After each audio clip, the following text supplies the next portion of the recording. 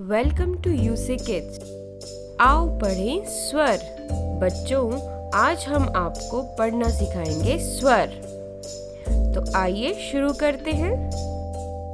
अ से अनार, आ से आम, ई से इमली, ई से ईख, उ से उल्लू, ऊ से ऊन, री से ऋषि, ए से एड़ी, ए से ऐनक, ओ से ओखली, औ से औरत, अंग से अंगूर, अ है खाली।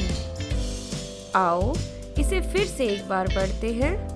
अ से अनार, आ से आम, ई से इमली, ई से ईख, उ से उल्लू, ऊ से ऊन, री से ऋषि, ए से एड़ी, ए से ऐनक, ओ से ओखली, औ से औरत, अंग से अंगूर, अ है खाली।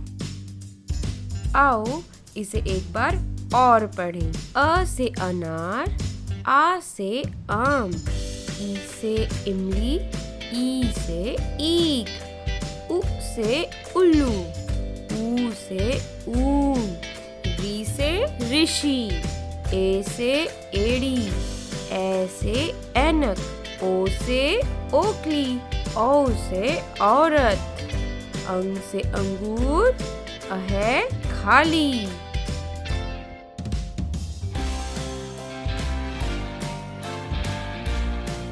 Very good.